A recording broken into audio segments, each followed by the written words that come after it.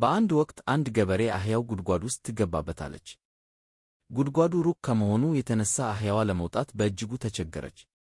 ባለቤቱም እሷን ለማውጣት ብርቱ ሙከራ ቢያደርግም ሊሳካለት አልቻለም። አህያዋ አርጅታለችና እዚያው ጉድጓድ ውስጥ ሊቀብራት አሰበ።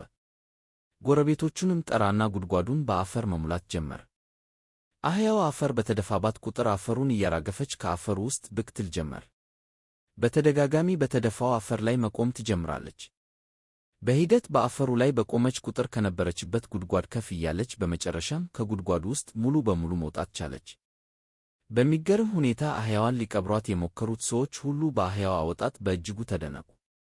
የአህያዋ ታሪክ ሁላችንንም ይመለከተናል።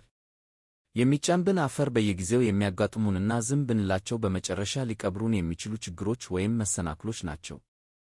አፈሩን የሚጭኑት ሰዎች፣ በዙሪያችን ያሉ ሰዎች፣ ነገሮች፣ በሕይወታችን ላይ ተጽዕኖ የሚፈጥሩብን አዳዲስ ለውጦች፣ እንዲሁም የራሳችን አፍራሽ ስሜቶች ሊሆኑ ይችላሉ። ጉድጓዱ ደግሞ አሁን ያለንበት ግራ የተጋባንበት፣ ተስፋ ቢስ የሆንበት፣ መላ ያጣንበት ሕይወት ወይም ገጠመኝ ሊሆን ይችላል።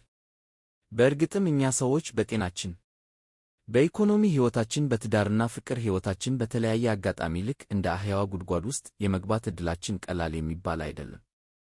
በሕይወታችን ውስጥ ያለው አማራጭ ወደ ላይ መውጣት አሊያም ደግሞ ወደ ታች ወርዶ ከጥልቅ ጉድጓድ ውስጥ ተቀብሮ መቅረት ብቻ ነው።